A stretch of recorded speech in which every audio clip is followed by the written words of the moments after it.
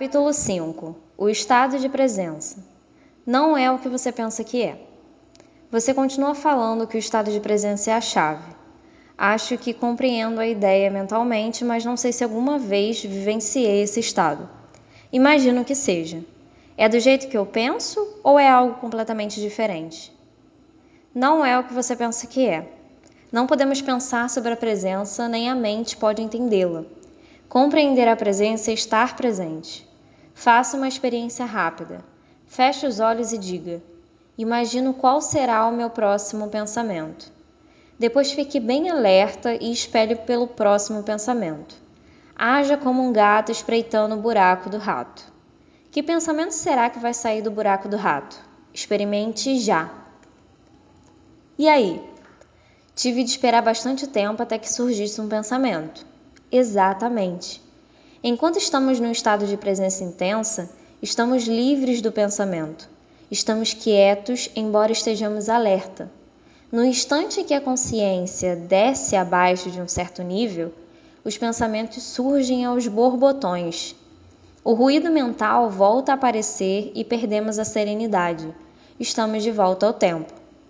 Para testar o grau de presença, alguns mestres zen tornaram-se conhecidos por se aproximarem dos alunos por trás e de súbito atingi-los com um bastão.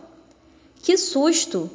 Se o aluno estivesse totalmente presente e em estado de alerta, se tivesse mantido seu lombo cingido e sua lamparina acesa, que é uma das analogias de que Jesus se utiliza para falar da presença, o aluno teria percebido o mestre se aproximar e o teria imobilizado ou se desviado para o lado.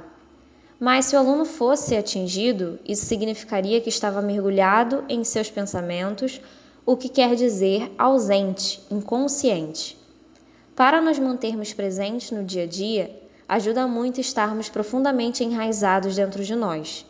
Do contrário, a mente, que tem um impulso inacreditável, nos arrastará com ela, como um rio caudaloso. O que você quer dizer com enraizados dentro de nós? Significa ocupar o corpo completamente, ter sempre a atenção concentrada no campo energético interior do corpo, sentir o corpo bem lá no fundo, como se diz.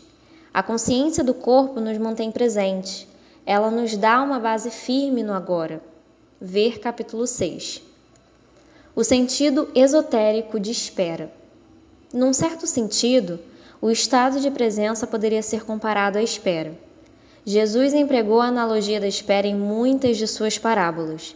Não se trata do costumeiro tipo de espera, tediosa ou agitada, que é uma negação do presente e sobre a qual já comentei.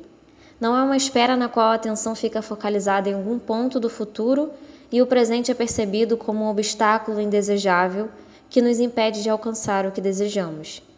Existe um tipo de espera que requer uma prontidão total.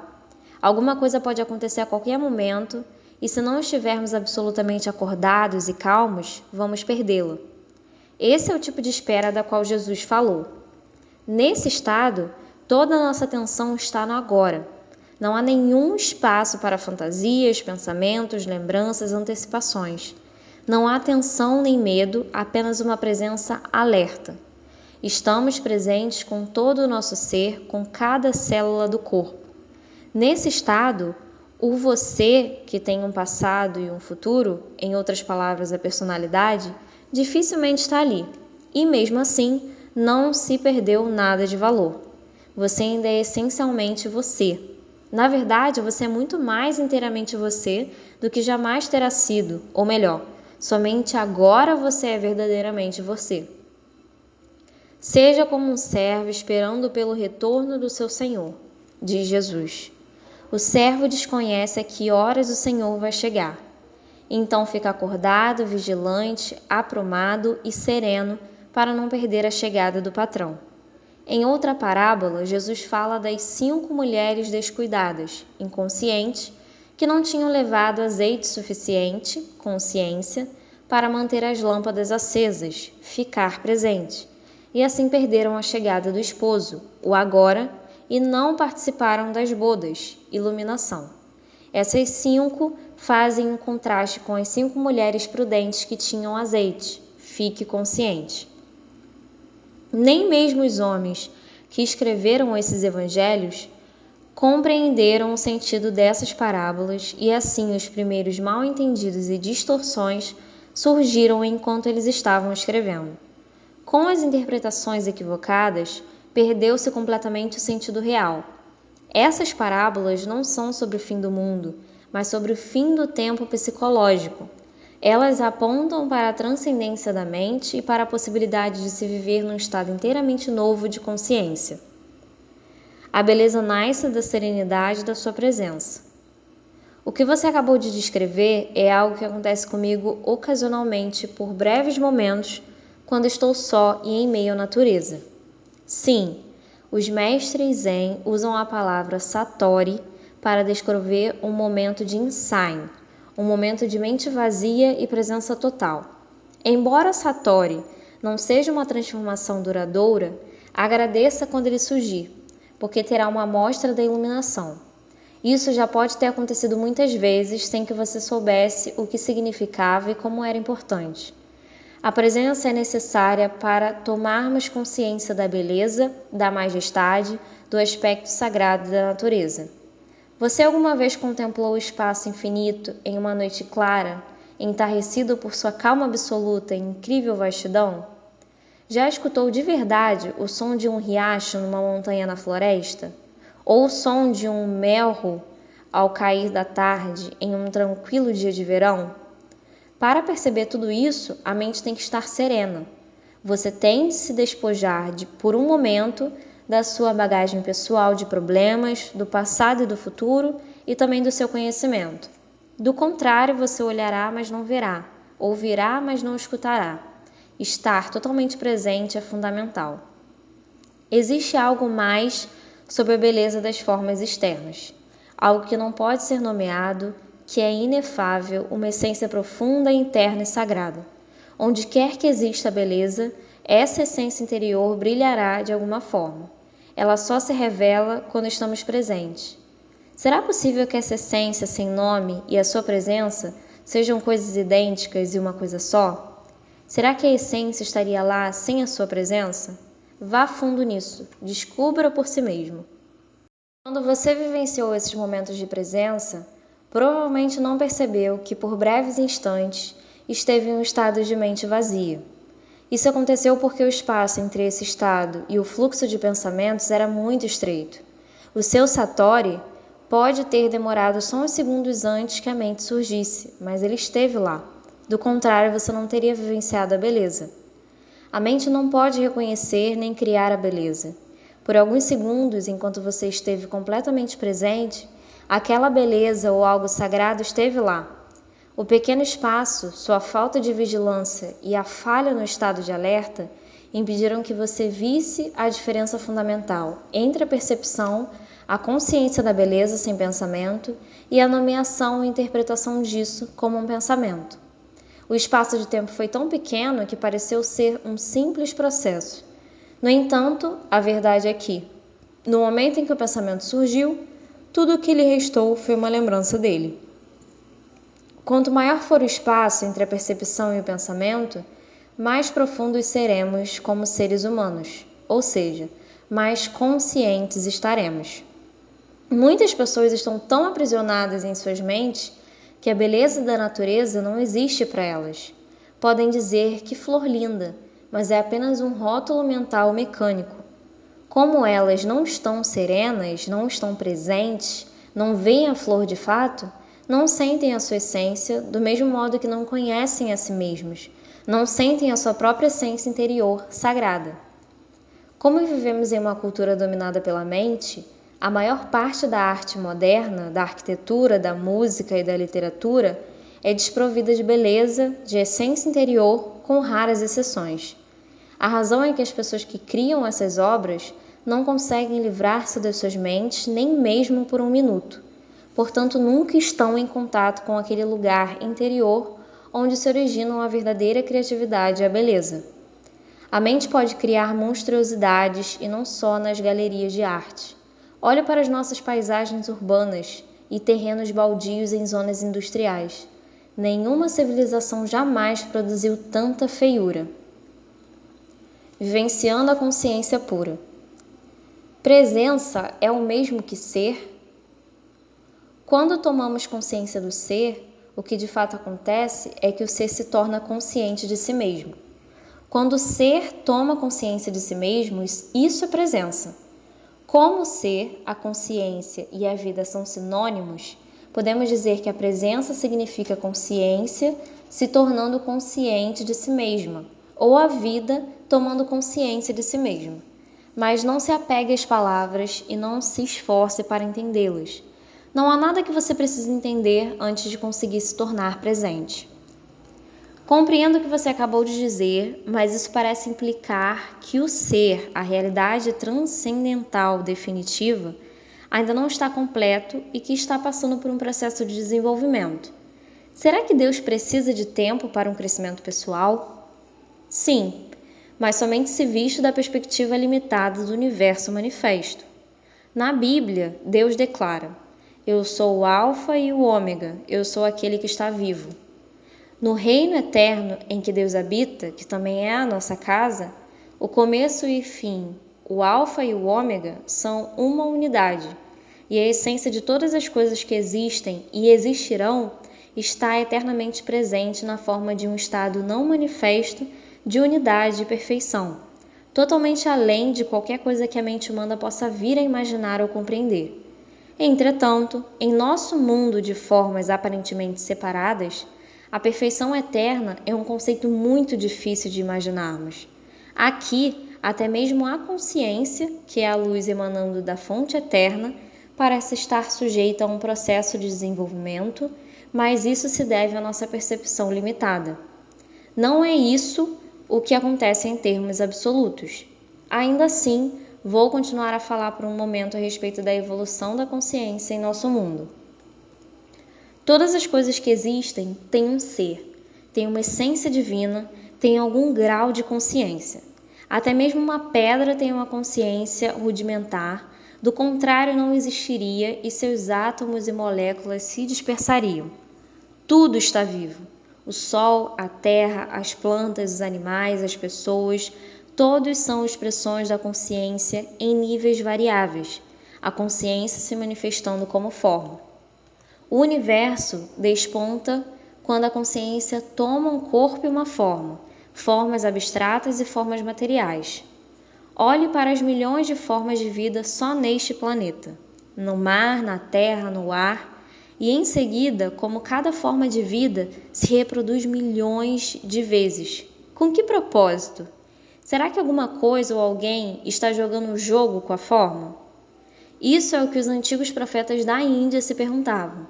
Viam o mundo como lila, uma espécie de jogo divino jogado por Deus. As formas de vida individuais não são, obviamente, muito importantes nesse jogo. No mar, a maioria das formas de vida não sobrevive por mais de alguns minutos depois de ter nascido. A forma humana também vira pó bem rapidamente e quando ela se vai, é como se nunca tivesse acontecido. Isso é trágico ou cruel? Só se criarmos uma identidade separada para cada forma e esquecermos que a consciência de cada uma é a expressão da essência divina através da forma.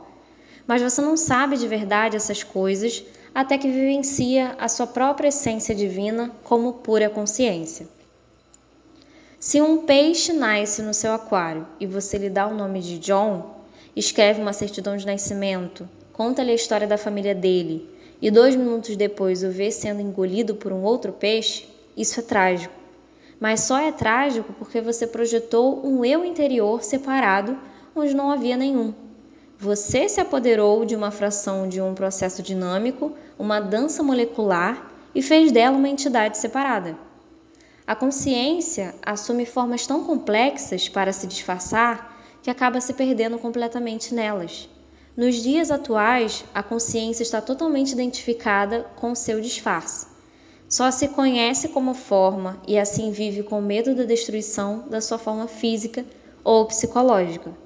Essa é a mente egóica e é aqui que surge uma grave disfunção.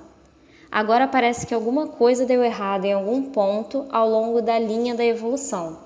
Mas mesmo isso é parte da lila, o jogo divino. Por fim, A pressão do sofrimento criado por essa aparente disfunção obriga a consciência a se desidentificar da forma e a faz despertar do sonho da forma. Ela recobra sua autopercepção, mas num nível muito mais profundo do que quando a perdeu. Esse processo é explicado por Jesus na parábola do filho pródigo, que deixa a casa paterna, esbanja sua fortuna, vira um mendigo e então é forçado por suas provações a voltar para casa. Ao chegar, seu pai o ama mais do que antes. O estado do filho é o mesmo que anterior, ainda que não seja o mesmo. Tem agora uma dimensão adicional de profundidade. A parábola descreve uma trajetória a partir de uma perfeição inconsciente, passa por uma aparente imperfeição e demonismo, até chegar a uma perfeição consciente. Você consegue perceber agora a profundidade e a grandeza de se tornar presente como observador da sua mente? Sempre que observamos a mente, livramos a consciência das formas da mente, criando aquilo que chamamos o observador ou a testemunha. Consequentemente, o observador, que é a pura consciência além da forma, se torna mais forte e as formações mentais se tornam mais fracas. Quando falamos sobre observar a mente, estamos personalizando um fato de verdadeiro significado cósmico, porque através de você, a consciência está despertando do seu sonho de identificação com a forma e se retirando da forma. Isso é o prenúncio, e também parte de um acontecimento que provavelmente ainda está no futuro distante, no que diz respeito ao tempo cronológico. Esse acontecimento é conhecido como o fim do mundo. Quando a consciência se liberta da sua identificação com as formas física e mental, torna-se o que podemos chamar de consciência pura ou iluminada ou presença. Isso já aconteceu com alguns indivíduos e parece que está destinado a acontecer em breve, em uma escala muito maior, embora não haja garantia absoluta de que vai acontecer. Muitos seres humanos ainda estão identificados com a mente e são governados por ela.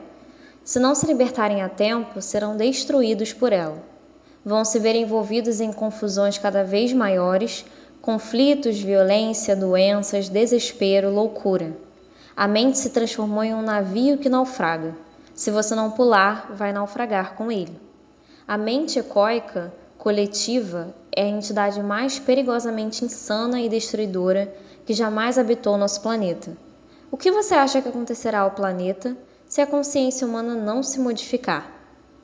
Para a maioria dos seres humanos, a única maneira de descansar a mente é ocasionalmente revertê-la a um nível de consciência abaixo do pensamento. As pessoas fazem isso todas as noites durante o sono. Mas, até certo ponto, isso também acontece através do sexo, da bebida e de outras drogas que suprimem a atividade excessiva da mente. Se não fosse pela bebida, por tranquilizantes e antidepressivos, bem como pelas drogas ilegais, todas consumidas em grandes quantidades, a insanidade das mentes humanas seria até mais óbvia do que já é. Acredito que, impedida de usar drogas, uma grande parte da população se transformaria num perigo para ela mesma e para os outros. Essas drogas mantêm as pessoas paralisadas dentro da disfunção. Sua ampla utilização apenas retarda a ruptura das velhas estruturas mentais e o aparecimento de uma consciência superior. Enquanto os usuários individuais puderem obter algum alívio da tortura diária a eles infligida por suas próprias mentes, estarão impedidos de gerar uma presença consciente o bastante para se elevarem sobre o pensamento e assim encontrar a verdadeira libertação. Retornar a um nível de consciência abaixo da mente, que é o nível pré-pensamento dos nossos ancestrais distantes e também dos animais e das plantas, não é uma opção válida para todos. Não há como retornar. Se a raça humana tiver de sobreviver, terá de passar para o estágio seguinte. A consciência está se desenvolvendo por todo o universo através de bilhões de formas. Portanto, se não conseguirmos isso, não terá a menor importância numa escala cósmica. Nunca se perde um avanço na consciência cósmica. Ele simplesmente vai se expressar através de uma outra forma. Mas o simples fato de eu estar falando aqui e de você estar me ouvindo ou lendo é um sinal claro de que uma nova consciência está ganhando espaço no planeta. Não há nada de pessoal nisso. Não estou ensinando nada a você. Você está consciente e está prestando atenção. Há um ditado oriental que diz: o mestre e o ensinamento juntos criam um ensino. Em qualquer caso, as palavras em si não são importantes. Elas não são a verdade, só apontam para ela. Falo no momento de presença e enquanto falo, você pode querer se juntar a mim nesse estado. Embora cada palavra que o empregue tenha uma história e, é claro, venha do passado, assim como todas as línguas, as palavras deste momento são condutoras de uma alta frequência de energia de presença, bem diferente do significado que elas transmitem como simples palavras. O silêncio é um condutor até mais potente de presença. Portanto, quando você ler estas palavras ou me ouvir dizê-las, perceba o silêncio entre e sob as palavras. Perceba os espaços. Ouvir o silêncio, onde quer que você esteja, é um caminho fácil e direto para tornar-se presente. Mesmo quando há barulho, há sempre um pouco de silêncio sob e entre os sons. Ouvir o silêncio cria imediatamente uma serenidade dentro de nós. Só a serenidade dentro de nós percebe o silêncio lá fora. E o que é serenidade, se não a presença, a consciência livre das formas de pensamento? Eis aqui a realização exata do que venho falando. Cristo, a realidade da sua divina presença.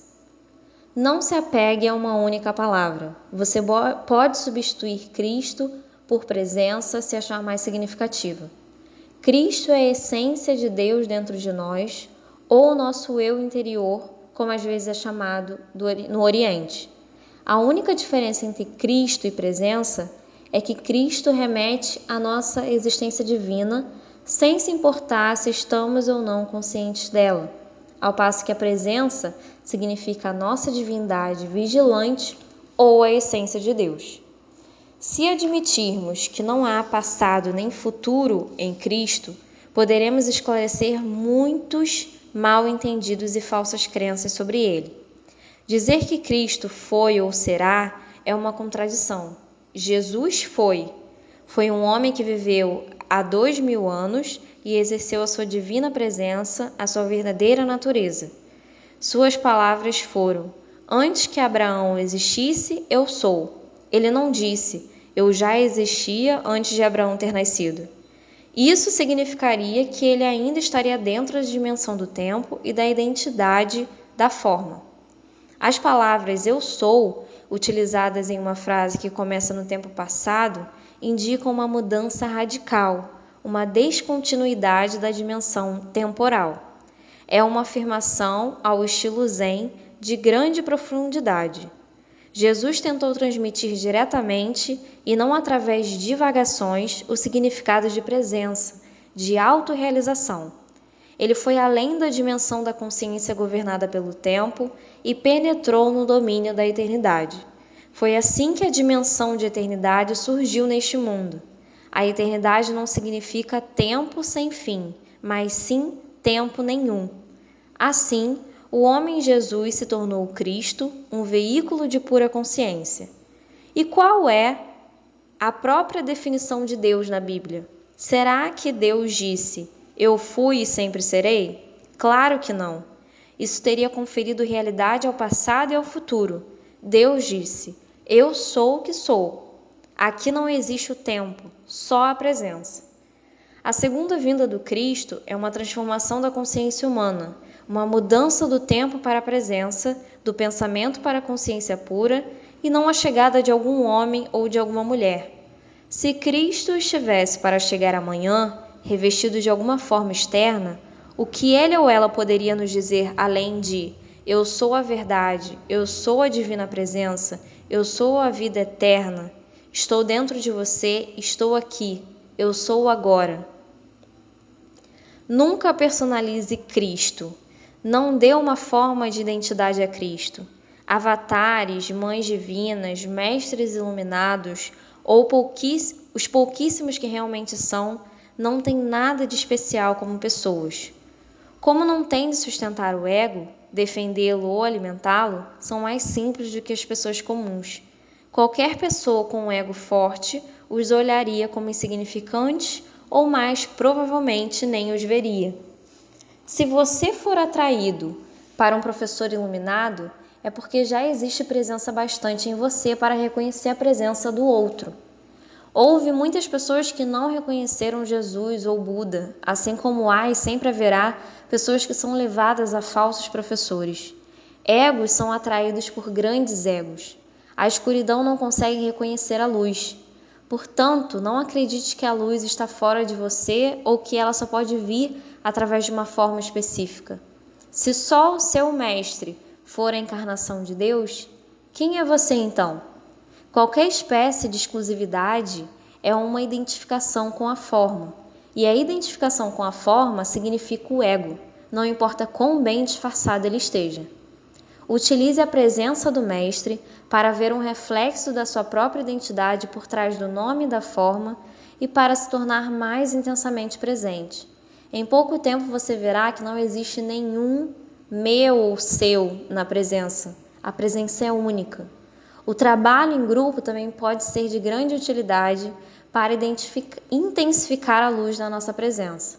Um grupo de pessoas atingindo juntas um estado de presença gera um campo de energia de grande intensidade. Isso não só aumenta o estado de presença de cada membro do grupo, mas também ajuda a libertar a consciência coletiva humana do seu estado normal de dominação da mente. Essa prática vai tornar o estado de presença cada vez mais acessível às pessoas.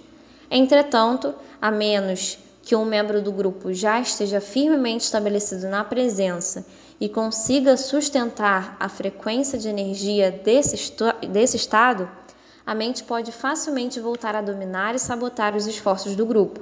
Embora o trabalho em grupo seja valioso, ele não é o bastante e você não deve depender dele, nem de um professor ou de um mestre, exceto durante períodos de transição, quando você está aprendendo o significado e a prática da presença.